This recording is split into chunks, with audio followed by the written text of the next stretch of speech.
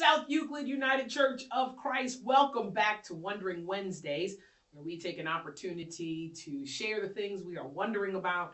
And in this season, we're leaning into this phenomenal book, This Here Flesh.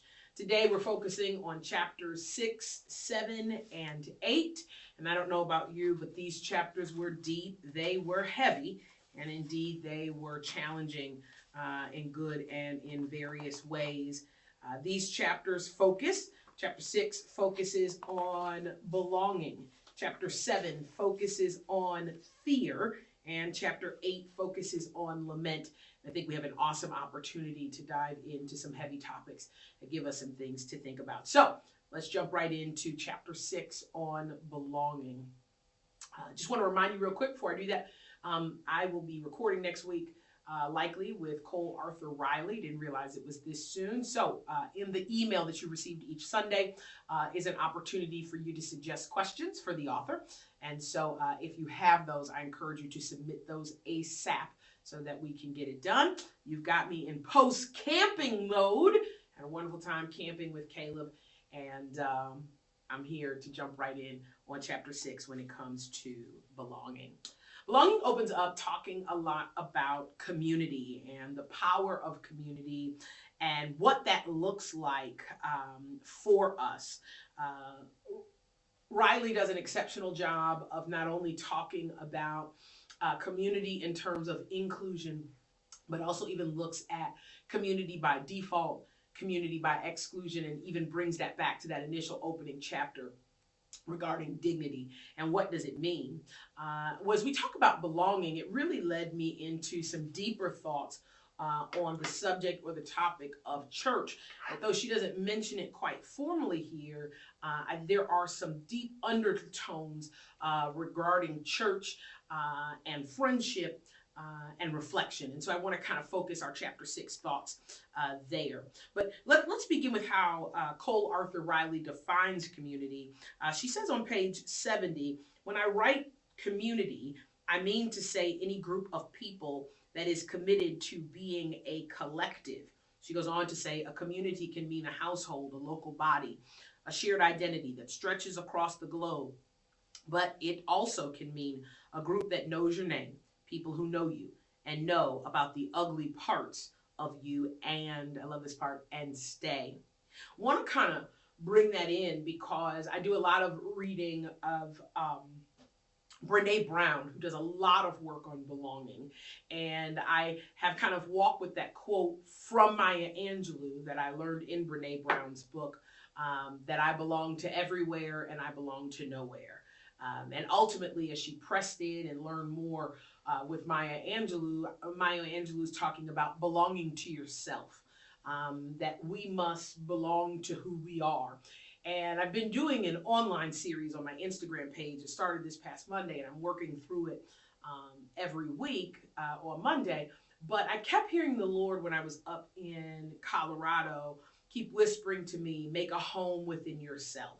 And Cole Arthur Riley does some interesting work around the importance of community. And she says that most people don't know isolation without community, but she kind of asserts that you don't really know community without isolation, that the two go hand in hand.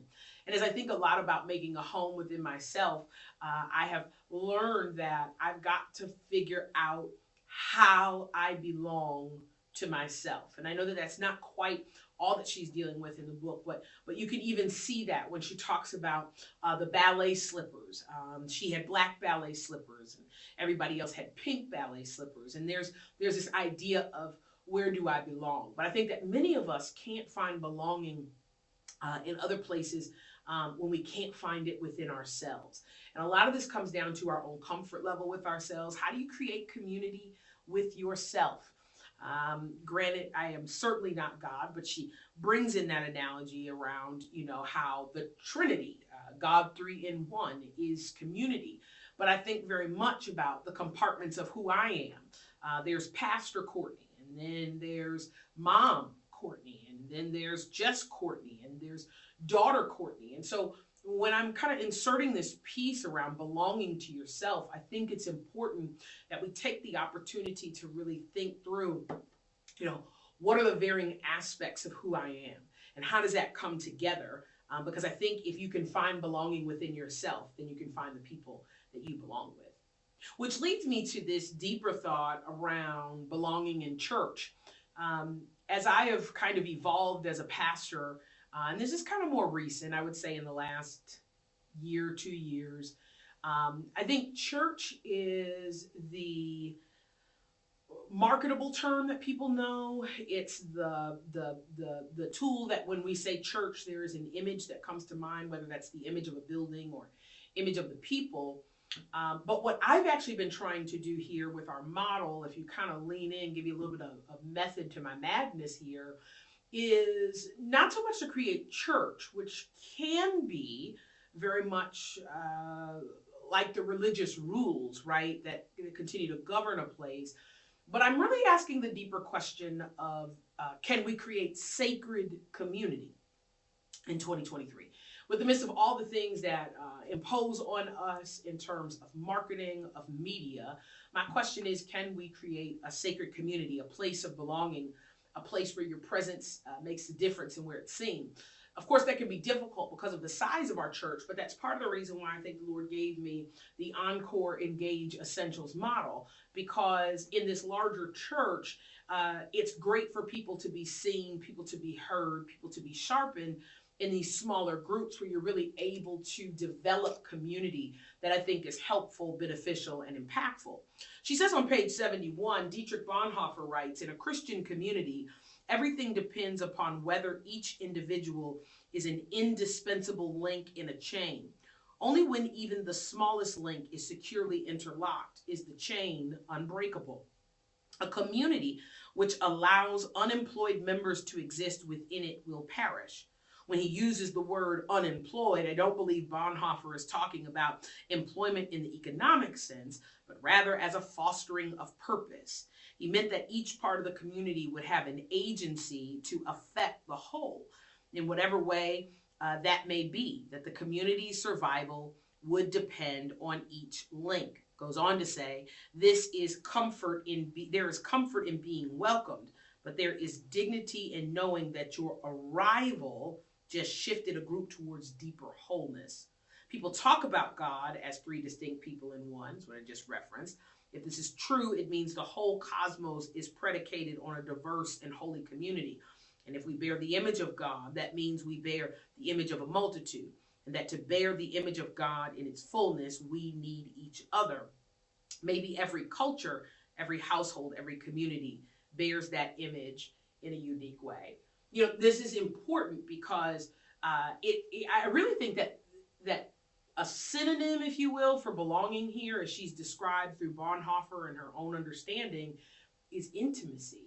And I think that sometimes if we're talking about church, and maybe this is just a byproduct of my vocation, when I think church, I think programming, I think building, I think people coming together, I think worship. And it's probably my mind, because this is what I do every day, but I think about all the aspects and elements that are required to make it happen. And sometimes there are people who just won't come to our church. They'll say it's too big. But what they're really saying is it's just this whole institution. What she's speaking about is there intimacy in a faith community? You know, I've heard some people talk about their small groups and the value that they've brought to their lives and the way in which iron has sharpened iron. I think very much of Ramat Wiley, who was in a small group and had been thinking about starting a spice company. And it's my understanding that that group believed in her. That group partnered with her in prayer around this. And now she owns a Dune Spice company and it operates out of Shaker Heights, Ohio. And it came not just because she found a place to share her dream, but I think that in the belonging or finding belonging, it created an intimacy that allowed her to grow and to shape. And that's why she's saying it's not talking about employment in terms of jobs. It's talking about even the most vulnerable. That's good. Even the most vulnerable among us have a place here. So even as we have lifted our mask mandate, you know, we did the segregated seating, which I don't particularly like or care for, But it goes back to this piece of belonging that yes, there are those who would like their masks lifted and they indeed want to move in that direction. But part of the intimacy of sacred community is to understand that there are those who are vulnerable among us. And how do we continue to protect those folks because they matter and potentially they may have more at risk than the average healthy person who is attending worship. And so I just really found this piece around community, and for me, sacred community in particular, key and critical to what I think the future of the church needs to be. Not just a big, huge program, but a place where one can come in, one can grow, but there are these smaller groups where you can really find belonging and intimacy. I think this week of the passing of Barbara Williams and the fact that she was a part of the Wednesday small group. There's now a void in that group. And it's because together they were growing together, walking together, talking together, and it created a sense of belonging. And in fact, that group in particular, even as people attended who weren't even members of our church, because they find that piece of belonging just so helpful and special. It's a particular piece here that Cole Arthur Riley, as she talks about belonging, kind of makes this transition into friendship that I thought was very interesting. She tells this very powerful story, or traumatic story, I should say, around her grandmother. Grandmother is leaving church one day. A gentleman from church offers to walk her home, and in walking her home, he attempts to rape her. It's not really clear whether she was raped or not in this chapter. But what is clear is that intimacy, that belonging piece, that while she's trying to escape the man who's doing this, you know, there's a knock at the door, and it says, the girl sees my grandma's blouse is undone on page 76, and her hair disheveled, and gives her one disgusting and complicated look and walks away. The next day, even the trees were whispering about her. My grandma tried to tell her friend. She tried to explain how badly she needed her to come inside that day. But the girl, who in the end was not a friend at all, just looked me up and down all at once and said, I didn't want to interrupt anything. My grandma crumbled. And that was the last best friend I ever allowed myself to have. If you go without belonging for long enough, if you've known the sting of betrayal, you end up manufacturing an identity from your alienation. To protect yourself from the reminder and risk of exclusion, you begin initiating distance on your own, calling yourself loner or independent. This becomes a form of livid escapism as you run from the belief that you will be rejected again, or that you cannot trust again. But a life lived with trust only in the self is exhausting. It's not freedom. It's a yoke that falls helplessly and incessantly on you. This struck me because I went through about 2 years of just back-to-back betrayals, And what happens oftentimes is betrayal hurts in general, but when you seem to have kind of a serial betrayal, it can numb you to people. It can numb you to people. It can numb you to your blessing. It can numb you to the ways in which people are trying to connect with you. And this piece about trust is real. And one of the things that just really prevents belonging is trust. And sometimes for many of us to try and exist in the world where we are not seen, where we are disregarded, creates within us a trust issue. And I really appreciate the depth of this statement. It says, I just want to read it again, but a life lived with trust only in self is exhausting. And I feel a need to say this, that so often as an African-American woman, there's this idea that we are independent, that we are strong. And part of that is our unwillingness to trust other women, to trust other people to show up for us. And it is the isolation of not trusting other people is exhausting. And if we only have one or two people we trust, we can exhaust them in the process of just trying to figure out how to move forward. And so for many of us, there's an opportunity here for us to figure out what real freedom is. And real freedom is not found in that isolation. It's not found in the lack of trust. It's kind of what she alludes to a little bit later on page 79. It says, she says, I think the terror of bonds of friendship is that just as you have been chosen, they can be unchosen. You might say this all bonds, but in friendship, the risk is perhaps felt more acutely. I'm convinced that in most bonds, it is not conflict we fear, it is abandonment after conflict. Ooh, she onto something. We fear it because we know something is at risk. For this reason, we can become cruelest to those who we know will stay, and we resort to flattery or appeasement for those who are uncertain will do so. Durable friendship is a bond that is able to endure both truth-telling and conflict.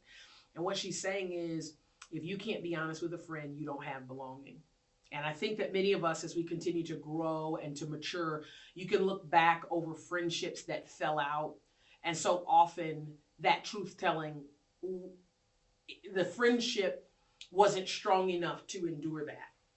And if it's not strong enough to endure it, then is it really a friendship? You know, there's this conversation going on right now about Michael B. Jordan and can't remember the gentleman's name, but I think it's Jonathan Page maybe, but the gentleman that he is starring in Creed with. And they pose for these pictures, and they're very intimate in these pictures, but not sexually intimate, friendship intimacy. And what I have learned is that most people don't understand the intimacy that comes with friendship.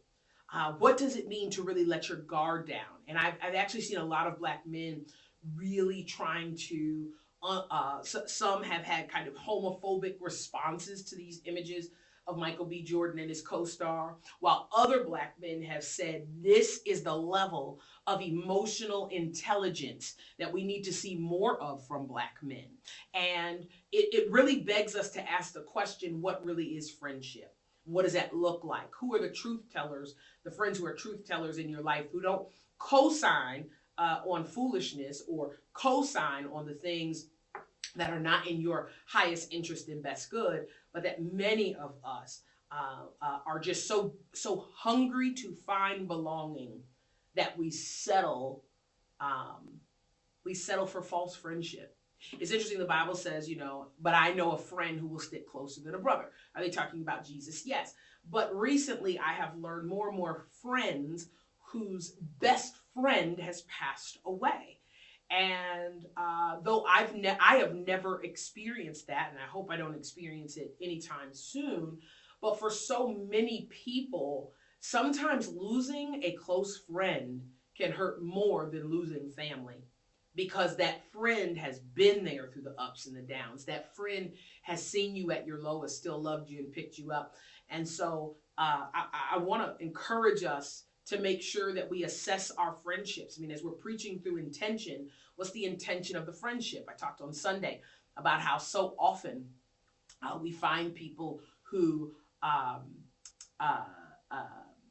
we find people who really don't have good intentions. When they call us up, all they want to do is talk about other people.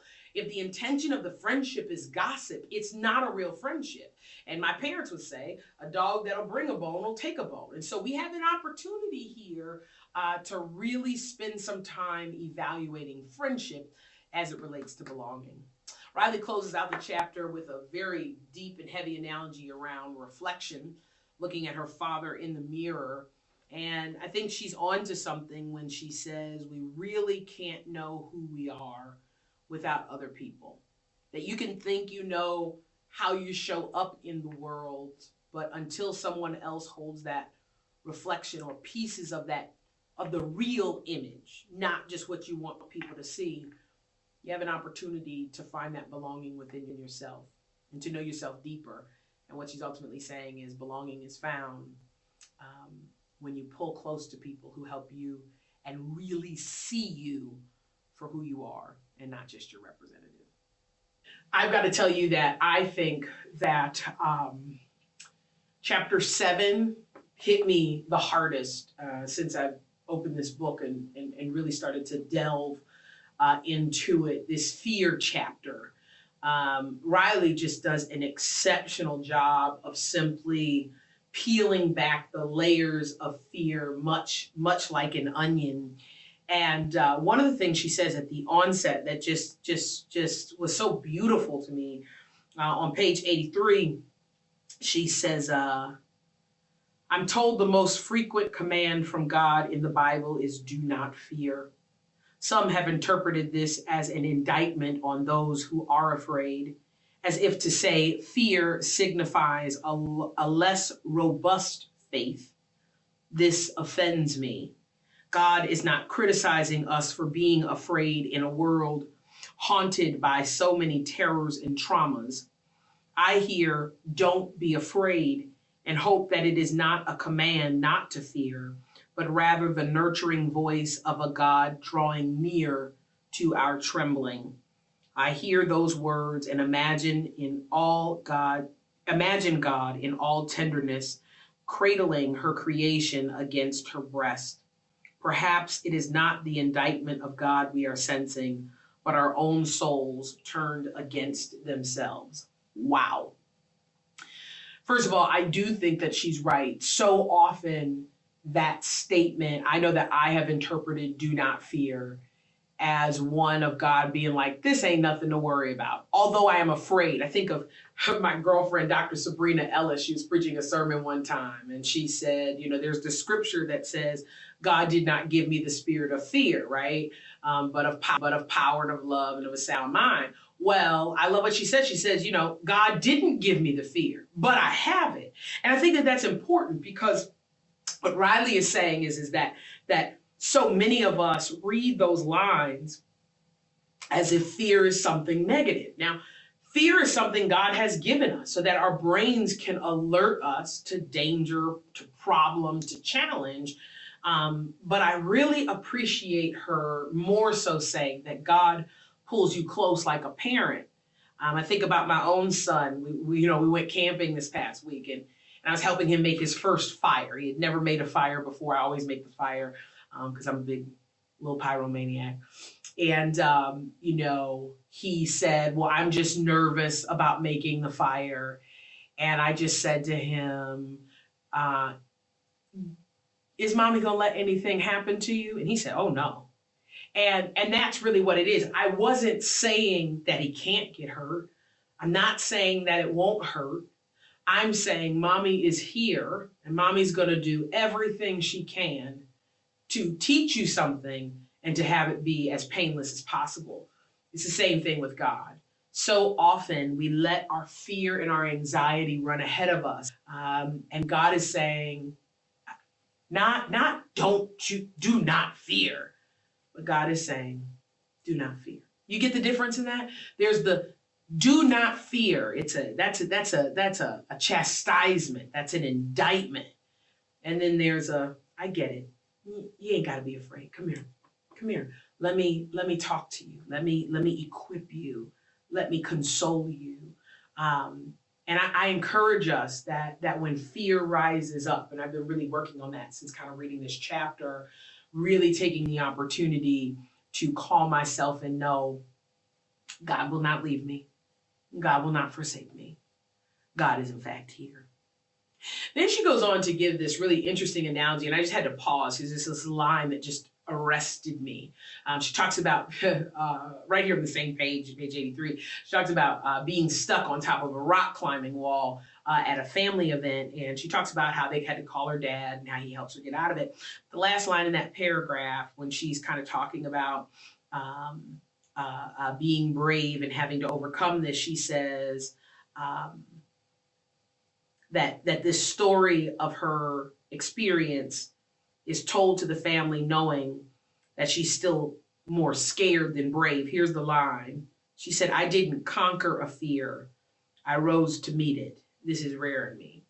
Man, this thing has just shake 'em and rock 'em and shake 'em since I read that line, because we often neglect to evaluate, have we conquered a fear or have we rose to meet it? This is important. Here's why. Because if I conquer a fear, it's behind me. If I rise to meet it, it can return. Vulnerable and transparent moment. I've shared with the congregation that when I was in France, Paris, with my mom over the summer, that I just had enough with my anxiety. I'd had enough with my fear, and I was walking down the street in the middle of the night. I looked up at the moon. I think it was a full moon. I'm pretty certain that it was. And I just said, I'm done with this anxiety. And honestly, and I testified to this, that anxiety lifted and I was good. And that could have been too because I was on sabbatical. And I've been walking since the summer without it. And it was an ordinary day that I looked up and said I want it gone, and it was gone. And then in December, I went through an extremely traumatic event, and my anxiety has been back since. It has returned. And to be honest with you, what rocks me is it was an ordinary day when I asked the anxiety to leave, but it was also an ordinary day when anxiety came back to my door. And since that time, I have been walking with this anxiety. And last night, as I was preparing for this, I thought, I cannot live this way, that these fears, these concerns, these worrying about failure and worrying about, are we going to be able to execute the things that God has put on my heart, and worrying about my son and worrying about my finances. Like, I cannot live this way. And I think that in the instance where anxiety returned, I rose to meet it in that moment, but I had not yet overcome it. And I'm not saying that I know the answer and the solution to that, and I'm working through how to do that. You know, once I do, I'll be glad to share it with you. But what a deeply reflective observation. In the things that you fear, did you rise to meet them or did you overcome them? Because it's the difference between something being behind you and something standing right outside your door. Because if it's standing right outside your door, it's going to keep standing there, and you can pick it up each time that you move out or that you head out. Wanted to also lift up just this really, really powerful piece where she then breaks down even further about Psalm 23. Let me see if I can find where it is. It says right here on page 84, it says, fear reminds us that we are not in control, that there is far more in life that is inevitable than preventable. In response, we grasp and cling to what control we have. When the coronavirus pandemic began and the stay-at-home orders were announced, it would have been reasonable to expect a season of rest or certain slowness. Instead, we observed the opposite. Most of the people I know actually began to work more. Anxiety increased, and in the wake of global fear, we constructed illusions of safety and control. The more we habitualize using our fear to grasp at control, the more disrupted our rhythms of rest become. Whenever my friend's mom was fed up, she used to mumble, "I might be limping through the valley of the shadow of death." What I skipped over in the psalm was referencing time. Yeah, it was referencing time, and time again is the sacred praxis it begins with. The psalmist says, "He makes me lie down in green pastures. He leads me beside still waters." I find it beautiful that in the face of terror, God doesn't bid us toward courage as we might perceive it. Instead, he draws us toward fear's essential sister, rest. A sister who is not meant to replace fear, but to exist together in tension and harmony with it. For fear's origin is not evil, though evil certainly wields it against our souls daily. Let's talk real talk here. Oftentimes, when we are afraid, we make our biggest mistakes. When we operate out of fear, not out of faith, we make our biggest mistakes. Last week, I took ill, and I was worried about, all the work I was falling behind on, the sermon for the week. This filming in and of itself should have been done last week. And part of me in that fear just wanted to push through. In that fear of, if I stop and I rest, and this is going to fall behind, and that's going to fall behind, and Caleb's not going to have this, and the church is not going to have that. And I literally heard God say, I need you to rest your body. And so, typical fashion of me, I'm like, cool, I'll get in the bed, I'll do my emails in the bed, I'll work on my sermon in the bed, I'll work on my, my stuff I got to do. Like, I'll just do what I can. And I heard the Lord say, I need you to rest. And as I've come into this week, it's been crazy and it's been intense. And at the end of the day, I want to encourage you that the next time you get afraid, you find some space to rest, because you might be making a bad situation worse by making important decisions out of fear. I appreciate this correlation that before God brings you into a scary place, God gives you an opportunity to rest. I've also learned that if you hear the call to rest and you honor it, it's like filming this today. God creates margin somewhere else for that which needs to be done. Final thing I want to just share is I want to touch on that closing story, very, very painful story about her grandmother. And I'm not going to read the story, but it's right there at the end of the chapter, talking about the grandmother, how the woman, the grandma, adopted grandma, made a dress for Cole Arthur Riley's grandmother, and how she ultimately was raped in that dress by a man. And I want to just share this thought that I had that's not really fleshed out, but is happening in this book. Cole Arthur Riley is telling these stories of generational trauma. She's telling, here it is, and it's going to be rough, she's telling her family secrets.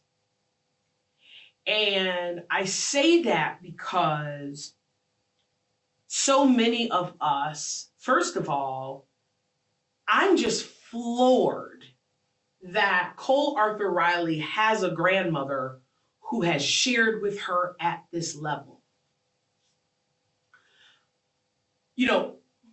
My generation tends to be way more transparent with our kids, but I don't have any recollection of my grandmother sharing traumatic moments. I don't have any recollection of my own mother sharing traumatic moments. Do I know it's happened in their lives? Yes, because it's happened in everybody's life. But there's something happening here that hearing and processing the trauma from the previous generation is creating a freedom in the current generation. I don't want to clap too loud in the mic, but I want you to just hear what I'm trying to say to you, that so many of us grew up in a time where we were told to not share family secrets, to not share our trauma, to not share all the many things that are happening in our interior world. And we are reading a book that is full of her grandmother's trauma, her father's trauma, and her trauma. There are 3 generations of stories in this book. And I want to say that one of the ways, and I know that a couple people won't agree with me, that you teach your children not to fear is you're honest with them about the world. Oh, did you hear me? I went through a period of pastoring where I was so angry because I didn't realize how hard it was. I think I had, in my naivete and my youthfulness, I saw the Sunday piece. That's what you all mostly see. Like, you see the Sunday piece, you see this piece right here, with the teaching. But what many don't see are all the other aspects and pieces that help pastoring to happen, but are so hard. I don't know if people get that. Sometimes I wonder, are we going to make payroll? I wonder, can we make the mortgage this month? I wonder, can we make the shifts in staff that we need to make? I worry about one of our members whose mother is terminally ill. I worry about a different daughter whose mother just died. I worry about the person in the church I know who is struggling to make ends meet. Like, there are so many complexities to this, but I had people in my life, honestly, who only wanted me to see it one way. They only wanted me to see the good. They only wanted me to see the glory. They only wanted me to see the fun parts. And do those parts exist? Yes. But those aren't the parts that break you in pastoring. What breaks you in pastoring are the nights when you're trying to figure out, God, I know you said go this way, but there is no path this way. I know you said go this way, but the resources aren't there. I know you said go this way, but no other church is going this way. And at the end of the day, the challenge, I've heard so often people talk about church hurt. Church hurt is real, period. But when we talk about church hurt, we only talk about the people. We don't talk about how pastors have church hurt.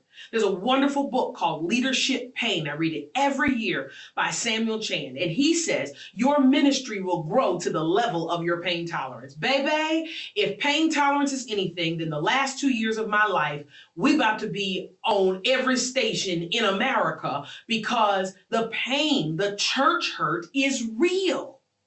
And people think that it's only, and I understand the power structures. I'm not taking anything from that. I'm the senior pastor. There's a power piece that comes with that. But you also act like people haven't attacked me. We also act like people haven't sent letters around saying I shouldn't be the pastor. We also act like, there's times when I've needed a raise and folks have said, no, you don't need no raise, And so I'm just sharing this because the truth of the matter is that I really appreciate that the book is intergenerational trauma being shared. Now, I'm not saying you take a 5-year-old and you share with them everything that happened with you. I was talking about this with a friend the other night. I think you find what is age and maturation appropriate, and you share with your child so they know they're not just looking through the world with rose-colored glasses. And I think that so many of us are missing the opportunity to really prepare our children that the world is tough. I was in a meeting earlier today working with a grant writer, and I just said to her, part of my critique of many people's preaching these days is that they neglect to include the complexities of what it means to be human. Being human is not easy. Look, I'm not saying I want to be a tortoise, but I am saying being human is complex, and religion wants to make it real cut and dry. I mean, that's what Jesus was doing. They were like, hey, these are the rules, these are the rules, these are the rules, these are the rules. And Jesus is like, okay, but love your neighbor. How about that rule? As you love yourself. Love God, love your neighbor is what you're doing, loving, because it's hard out here. And being human is hard. And sometimes it's that fear of rejection. It's that fear of failure. It's those intangible fears. It's, yes, do I have enough money to get to the end of the month? But it's got that deeper question of the fear of, can I make it? Can I do it? Can I survive it? And ultimately, we have a choice. And so I just want to leave you at the end of this chapter 7 with this thought. Where appropriate, share what the real world is like. That's how you uproot that seed of fear in your children. Because they'll say, Mommy was honest about this. And for that, I'm grateful. All right, we are on chapter 8. Heavy.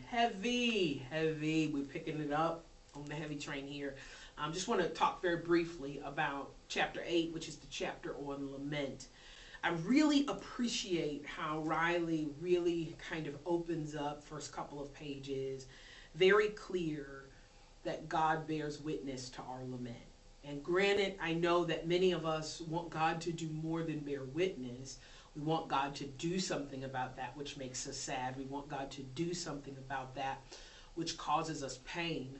But once again, if we kind of link it to the fear chapter, it's not do not fear, it's do not fear. And I think in this lament piece, it's, you know, it's saying that God, like a caring parent, is concerned about what happens to you.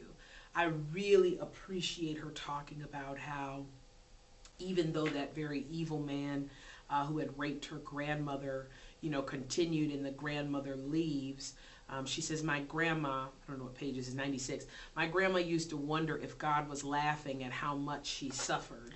I want to say to her that if there is a God, he saw what happened to her in that dusty basement and hasn't stopped crying.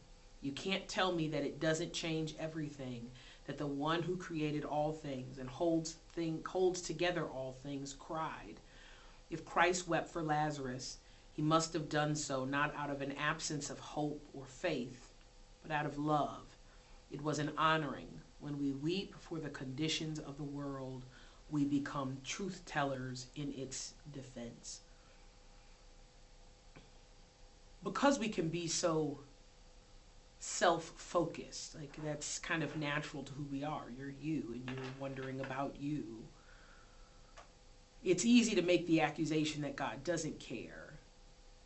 But I've often wondered about God's own lament. I'm be honest. I mean, I look around at our world sometimes, I watch the news sometimes, and I think to myself, God must just weep at who we've become. When you look at the number of mass shootings in our country, God cannot be okay with this. And God, I think, does weep. God is sad. God is disappointed. And it's very easy to say, well, why doesn't God do something about it? And I can't answer that. And I think that this book tells me it's not my place to answer that. I don't know why bad things happen to our world or to good people. And I understand completely the dangers in the theology around God makes us suffer to teach us. Now, I don't think God makes us suffer to teach us. I think that God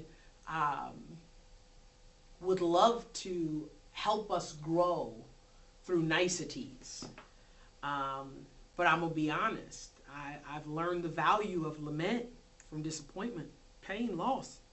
And this idea that what she's saying is we often lament because things are not right. Things are not in order.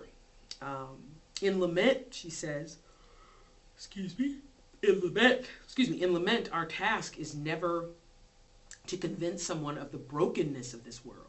It is to convince them of the world's worth in the first place. True lament is not born from the trite sentiment that the world is bad, but rather from a deep conviction that it's worthy of goodness. And it is, what she's saying is that often our lament exists because things are beyond our control. They are out of what we perceive to be out of order. But I also appreciate her saying that lament, what is this? This is page 100. Lament is not anti-hope. It's not even a stepping stone to hope. Lament itself is a form of hope. It's an innate awareness that what is should not be. As if something is written on our hearts that tells us exactly what we are meant for. And whenever confronted with something contrary to this, we experience a crumbling. And in the rumble, we say, God, you promised. We ask why. And how could we experience such a devastation if we're not on some mysterious plane hoping for something different? Our hope can be only as deep as our lament is. Our lament as deep as our hope. Man, you know, she really gives us an opportunity to assess what lament does to us. And I think that as someone whose skin's been kissed by the sun so often, and I'm kind of segueing into this next section, we're taught not to be people of emotion, Men are taught that they should not cry. African American women are told, I'll give you a reason to cry. And many of us hold back on the real feelings that we have. And much to our tradition is this idea that if I let the emotions go, if I let the emotions run through me, I won't be able to shake myself from it. And it really took my therapist to ask me the question, name someone who died from crying. Because I did this whole thing like, I'm afraid if I cry about it, I won't ever stop. And she said, name me someone. You know, she's very evidence-based, right? Of course, I'm speaking an analogy, but deep within my soul, I'm not allowing myself to be vulnerable to my own emotions because I'm afraid what? I can't control them. And she goes on to say, we will not heal divorced from our emotions. A spirituality that depends on positivity will lead not only to emotional fallacies, but also eventually to delusions of all kinds. You know, we have these, so many of us, men and women, are trying to hold it together. And we're in a culture that tells us to not be vulnerable with our emotions. And I think it's part of the problem with society. So many people are trying to act tough, hard, like this doesn't matter, this doesn't affect me. And it does. Trauma affects you. Death affects you. Dying affects you. Lament affects you. And many of us simply are unwilling to let it wash over. You know, I really appreciate that she says some churches know how to shake the numbness from your flesh.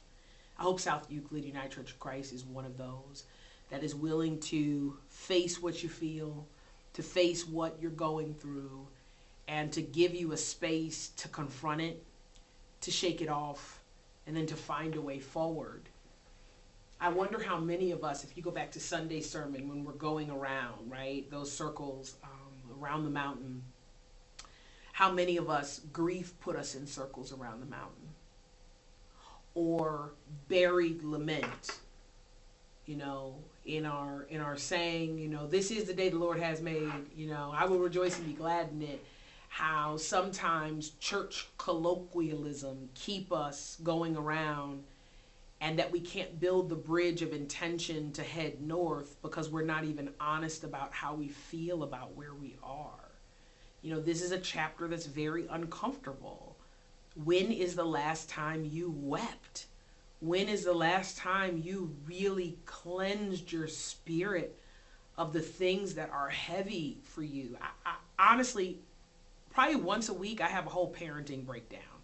A whole tears and snot, and is this working, and am I doing it right, and I'm praying and trusting. But can I be real vulnerable with you? It can be so easy to cry for my son. But sometimes it can be difficult to cry for myself. Because it's the fear that if I allow those emotions to flow, I won't be able to control them. What if someone sees me? What if someone experiences me? But I really appreciate her walk with Sister June. And that idea that in the labyrinth, and Reverend Dell is a huge fan of labyrinths, and we had talked even at one time about trying to get a labyrinth here on our property in the back for Lent, and it just didn't come together. But it's this idea that, you know, the labyrinth is, you know, you're walking in closer to the center and releasing some things as you get closer. But it's what she says that as you come out, she says we walk the path out together. And she told me about their love and loss and how she once and still sometimes hated God. I'm going to come back to that in a second. She told me that she walks to the center, she travels into sadness, and she walks out, she reminds herself that she isn't imprisoned by it. Many of us in our churchiness, in our religion, are unwilling to be honest about the fact. In this one, she uses the language that she sometimes hated God. Over the last couple weeks, I've had some come to Jesus meetings with God. I mean, I've really, leaned into, where you at? Where you at? What you doing? I got things I gotta say. But that's a part of the lament. I know that what I'm enduring is not your best for me. And I'm not saying everything's got to be coming up roses, but where you at? What's going on? And I'm just being very vulnerable with you in this moment, because so many of us are unwilling to do that with God. So as we bring today to an end, I just want to encourage you, that these 3 chapters on belonging, on fear, on lament, they're an opportunity for you to lean in deeply into how God's been with you on the long walk. Nothing compares to a long walk with God. I like that statement because it doesn't imply that everything's great on the walk. It's actually implying that it gets hard, and the real joy is in sticking with God through the difficult moments. This week, I want to encourage you to sit with these questions, sit with your feelings. I want to encourage you to have a good cry. I want you to encourage you to figure out if a fear needs to be faced or if it needs to be overcome. And I want you to find some belonging, a good friend, a real friend, and maybe even find belonging and friendship within yourself. And I believe God is in the midst of it. I love you. I'll see you next week. Take care and be blessed. Peace.